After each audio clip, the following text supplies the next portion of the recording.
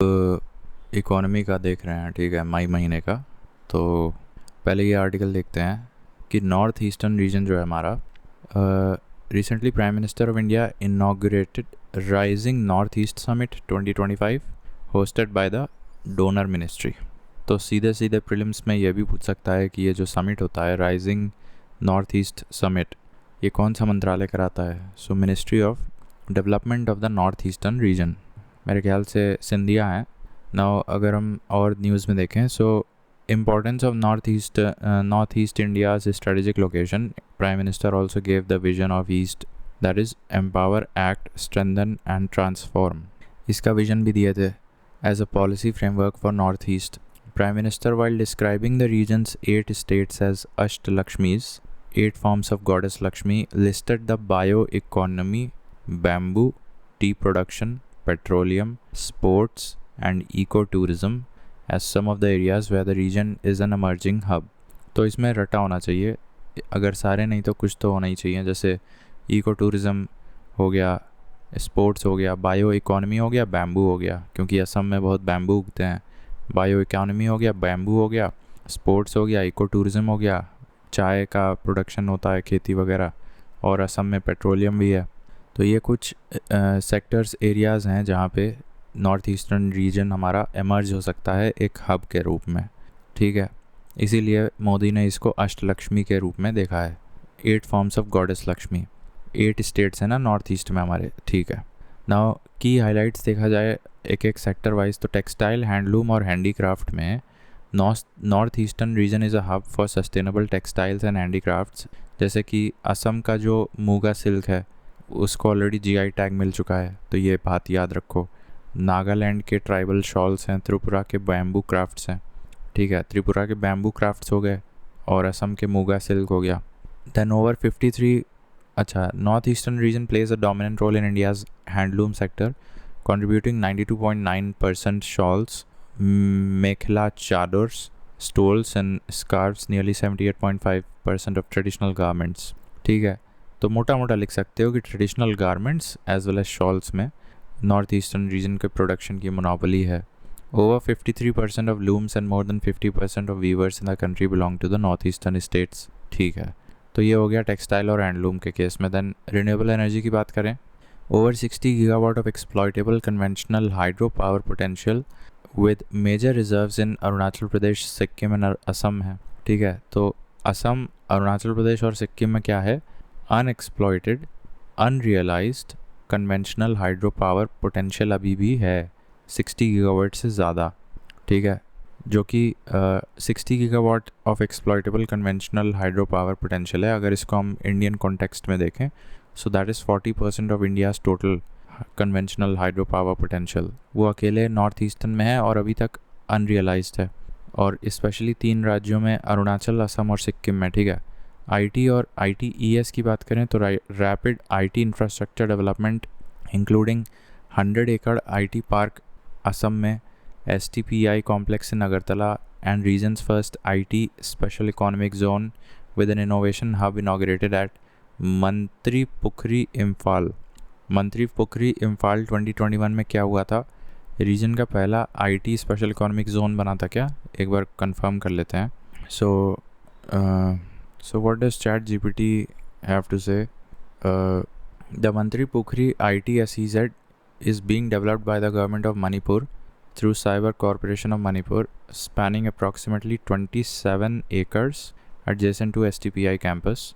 It is a comprehensive ecosystem comprising a processing zone for IT, ITES and a non-processing zone featuring social infrastructure like hotel, hospital, residential complex।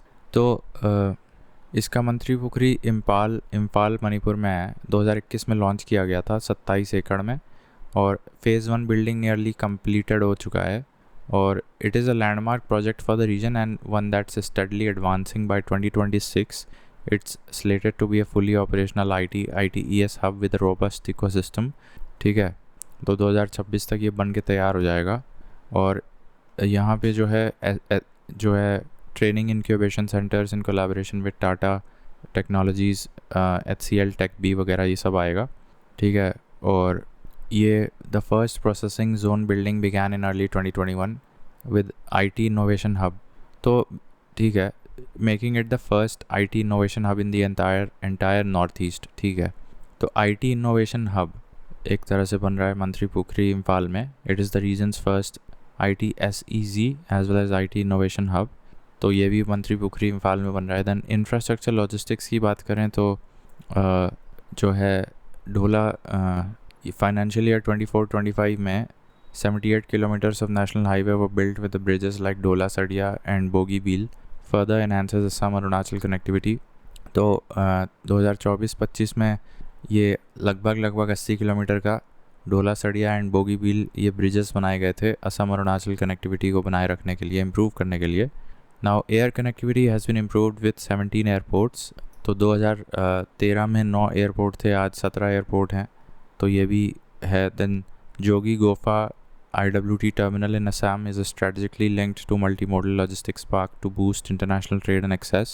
ये जो जोगी गोफा terminal Assam में बनाया गया है, ये it is a part of the multimodal logistics park to boost international trade access. ठीक है, मेरे ख्याल से म्यांमार की तरफ इंटरनेशनली लिंक हो जाएगा. फिर North eastern region features to UNESCO sites Kaziranga as well as Manas. तो यहाँ 30 से ज़्यादा वाइल्ड लाइफ सेंचुरी हैं. और सिक्किम और मेघालय की बात करें अगर, तो ये सस्टेनेबल टूरिज़म में काफ़ी अच्छी रैंकिंग है इन दो राज्यों की, Sikkim as well as Meghalaya. Swadesh Darshan and Prasad scheme जो है ये फर्दर इन दोनों को टूरिज़म में काफ़ी मददगार साबित हुए हैं. देन हाई लिटरेसी की बात करें तो मिज़ोरम की बहुत अच्छी लिटरेसी है. ओवरऑल स्टेट में 91.3% है, त्रिपुरा की 87% है, नागालैंड की 80% है लिटरेसी. तो और इन राज्यों में नॉर्थ ईस्टर्न रीजन में 40% population which is almost 1/2 of the population is under 25 years of age, ideal for innovation and entrepreneurship. Health की बात करें तो Guwahati, Imphal and Aizawl is gradually transforming the health care ecosystem. और एग्रीकल्चर की बात करें तो यहाँ पे असम टी, जोहा राइस ये सब तो जानते ही हो, और कीवी अरुणाचल का बहुत अच्छा मिलता है यहाँ. Then there are over 70% population in agriculture, mostly small and marginal farmers. यहाँ नॉर्थ ईस्टर्न रीजन का 70% जनसंख्या एग्रीकल्चर में है, स्मॉल एंड मार्जिनल फार्मर्स के रूप में. स्पोर्ट्स की बात करें तो ये इंदिरा गांधी एथलेटिक स्टेडियम असम में बनाया गया था इंफ्रास्ट्रक्चर प्रोजेक्ट डेवलपमेंट के तहत. इंदिरा गांधी एथलेटिक स्टेडियम असम में, और Khuman Lampak Manipur can become hubs with investment. ठीक है, तो ये तो स्टेट ऑफ अफेयर्स अभी करंटली हैं नॉर्थ ईस्टर्न रीजन में. एक ये मैप देख लो, यहाँ पे इम्फाल पड़ रहा है. तो potential of North eastern region to become the front runner of growth. Geo strategic है, it serves as a gateway of South East Asia. और the region also holds a significant stake in the country's Act East policy which is aimed at promoting economic, political and cultural ties with the South East Asia. Energy के बारे में बात करें, abundant in natural resources like coal, uranium, oil, natural gas and hydropower. This region has potential to serve as the major energy hub for India. फिर diverse cultural heritage है यहाँ पे, जैसे कि PVTGs वगैरह काफ़ी यहाँ मिल जाएंगे. ठीक है, unique ethnic communities and traditions that offer investment opportunities in tourism and handicrafts. low cost manufacturing hub है, यहाँ पे labor costs कम है compared to the other parts of India and the world. तो इन्वेस्टमेंट करके अच्छा इंफ्रा डेवलपमेंट कर सकते हैं. इंडियाज़ ग्रीन हब बन सकता है, home to lush forests and rich biodiversity. It is an ideal destination for eco tourism and agro based industry. चूँकि यहाँ पे बहुत लश फॉरेस्ट्स हैं, tropical rain forest type of climate भी यहाँ है, बायोडाइवर्सिटी भी अच्छा खासा है. तो ideal destination for eco tourism as well as agro based industry बना सकते हैं. लेकिन फिर चैलेंजेस क्या हैं, एक सेकेंड. सो अब ये सब हम लोग कर चुके थे कि यहाँ लेबर कॉस्ट कम है compare to other parts of the country, और यहाँ पे काफ़ी मतलब रिच बायोडाइवर्सिटी और लश फॉरेस्ट्स हैं, जिसकी वजह से एग्रो बेस्ड इंडस्ट्रीज़ और इको टूरिज़म को बढ़ावा मिल सकता है. Challenges in north eastern region, तो अब यहाँ पुअर कनेक्टिविटी है.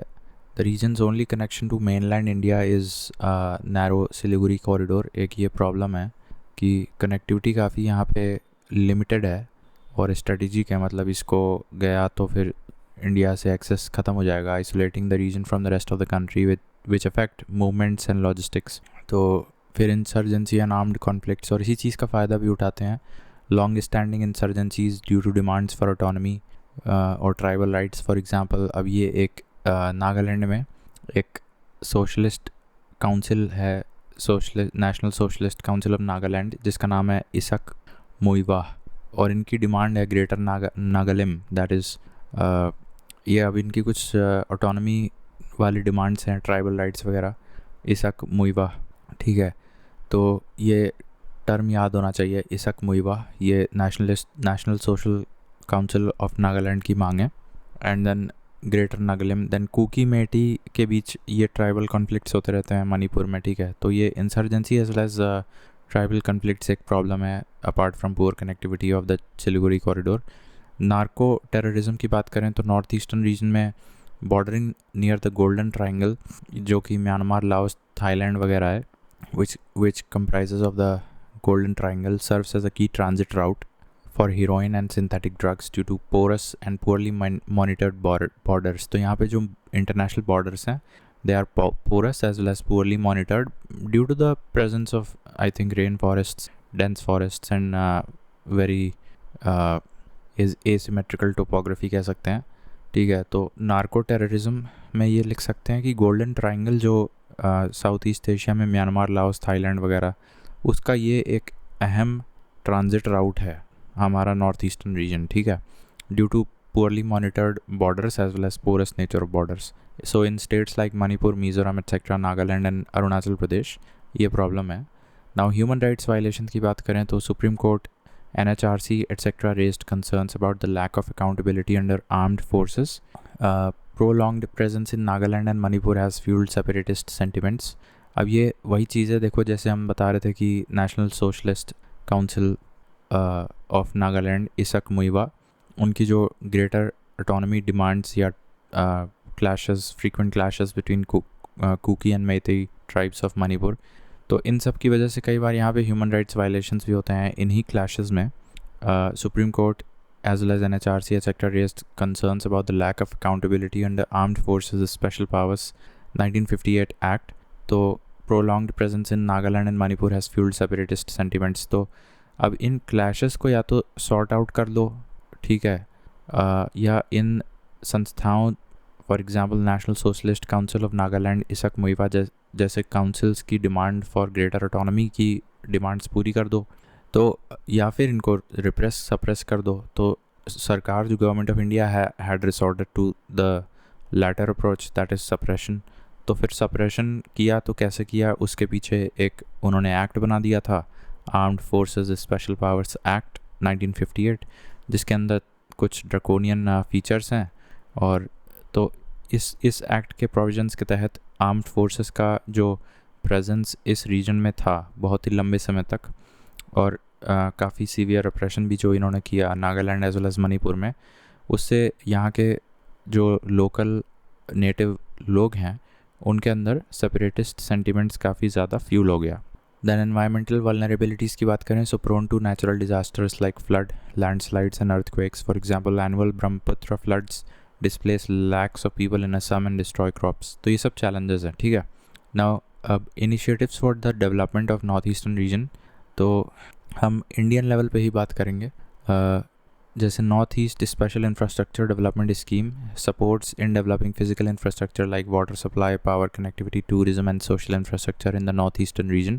Then prime minister's development initiative for North eastern region, PM divine, इसका फुल फॉर्म बस याद कर लो, aimed at rapid and holistic development of the northeastern region by funding infrastructure and social development projects। तो PM Divine Development Initiative for Northeastern Region। Then Mission Organic Value Chain Development for Northeast, अब ये MOVCDNER, Mission Organic Value Chain Development for Northeast Region for development of certified organic products in a value chain mode to link growers with consumers and to support the development of entire value chain। तो ये दो schemes के नाम याद रखो, एक PM divine जिसमें D capital है, E स्मॉल से है, और VINE कैपिटल में है, सॉरी DEV में D कैपिटल से है, बाकी INE कैपिटल से है, और इसका फुल फॉर्म है development initiative for North eastern region. और दूसरा है MOVCDNER, जिसमें लास्ट के DNER का मतलब है development for North eastern region, और MOVC का मतलब है mission organic value chain development for North eastern region. इतना भी लिख दोगे काफ़ी है। पीस एंड सिक्योरिटी इनिशिएटिव्स के तहत कई पीस अकॉर्ड्स साइन किए गए हैं, जैसे उल्फा पीस अकॉर्ड 2023 और DNLA पीस एग्रीमेंट 2023, आदिवासी असम पीस अकॉर्ड। देन यही सब है। उल्फा का नाम लिखना ज़रूरी है, उल्फा पीस अकॉर्ड 2023 ये लेटेस्ट है, इसको लिख सकते हैं। तो वे फॉरवर्ड में ठीक है, ये सब तो ठीक है। हाँ, अब ये देखो, वे फॉरवर्ड में diversify the access routes, for example Hili Mahendraganj transnational corridor. This proposed corridor would connect the hilly part of West Bengal with Mahendraganj part of Meghalaya through the Bangladesh bypassing the Siliguri corridor। अब देखो ये एक landmark development बन सकता है, ठीक है। हिली महेंद्रगंज ट्रांसनेशनल कॉरिडोर, इसके बारे में कई लोग बात नहीं भी कर रहे हैं। Hili Mahendraganj transnational corridor bypassing the Siliguri route, ठीक है, तो इसको रट लो बिल्कुल। रिड्यूस इंसर्जेंसी में क्या कर सकते हैं कि Tripura success in achieving peace through rehabilitation efforts and strengthening the local governance mechanism offers valuable lessons for Nagaland and Manipur. Brute tribals who are affected by the ethnic violence in Mizoram in the late 1990s and 2009 have been rehabilitated in Tripura। ठीक है, तो त्रिपुरा ने मतलब ethnic और tribal clashes वगैरह के beyond जाके piece achieve कर लिया है, तो उनसे कुछ एग्जांपल लेना चाहिए। साथ ही ये Hili part of West Bengal and Mahendraganj of Meghalaya को जोड़ सकते हैं using Bangladesh soil by passing the Siliguri corridor. और ये लास्ट पॉइंट देख लो, improving integration of North eastern region with rest of India by preventing discrimination and racial attacks against the people from the north eastern region living in other parts of India through legal measures, media campaigns etcetera. तो इसके लिए एक committee भी बनाई गई थी, base Barua committee, इसका नाम याद रखो। यहाँ पे ChatGPT से पूछ सकते हैं बेस बरुआ कमेटी क्या थी। तो ChatGPT what has the ChatGPT has to say, it was constituted in 2014 by the Ministry of Home Affairs under the leadership of retired IAS officer MP Bez Barua, then a member of North Eastern Council. Its formation followed the tragic death of 19-year-old Niro Taniyam, an Arunachali student who was fatally attacked in Delhi in 2014 allegedly due to racial bias। अच्छा, तो base Barua committee लिख दिया है, चलो अच्छा है, right. तो ये सब कुछ काम किया जा सकता है नॉर्थ ईस्टर्न डेवलपमेंट के लिए and tapping the unrealised potential of the north eastern region of India, right. तो ठीक है, फिर अगला आर्टिकल में हम देखेंगे पीरियोडिक लेबर फोर्स सर्वे का कुछ रिपोर्ट आया है for the month from January 2025, ठीक है, उसको पढ़ेंगे।